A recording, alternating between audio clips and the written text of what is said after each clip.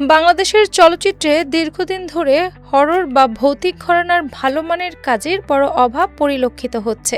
দর্শকদের মনে ভৌতিক কিংবা রহস্য ঘেরা থ্রিলার সিনেমা দেখার তীব্র আগ্রহ থাকলেও সেই সুযোগ কমই মেলে। এবার ঢালিউডের এই দীর্ঘদিনের বড় অপূর্ণতা কাটাতে উদ্যোগী হয়েছেন জনপ্রিয় নির্মাতা রায়হান রাফি। তিনি বেশ বড়সড় আয়োজন ও বাজেট নিয়ে দর্শকদের উপহার দিতে যাচ্ছেন নতুন সিনেমা আন্ধার।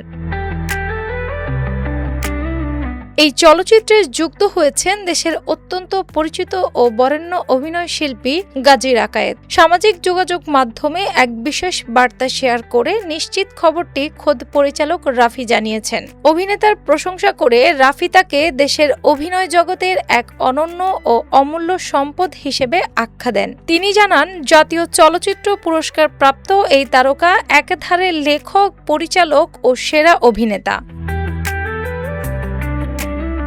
নির্মাতার মতে, চিত্রনাট্যের কিছু চরিত্র থাকে যেখানে গাজী রাকায়েত ছাড়া অন্য কাউকে ভাবা সম্ভব নয়। এর আগে রায়হান রাফির ব্লকবাস্টার হিট ছবি তুফানে কাজ করে গাজী রাকায়েত বেশ প্রশংসিত হন। তবে আন্ধার চলচ্চিত্রের দর্শকরা তাকে একেবারেই ভিন্ন ও নতুন এক জালাল চরিত্রে দেখতে পাবেন। হরর ঘরানার সিনেমাটিতে গাজী রাকায়েতের যুক্ত হওয়া ভক্তদের মাঝে নতুন এক কৌতূহল তৈরি করেছে।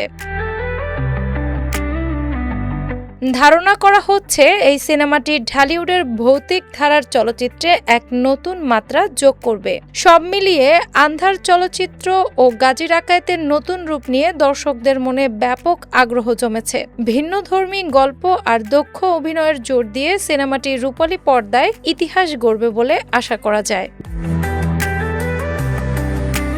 ডেস্ক রিপোর্ট, বাংলাবাজার পত্রিকা।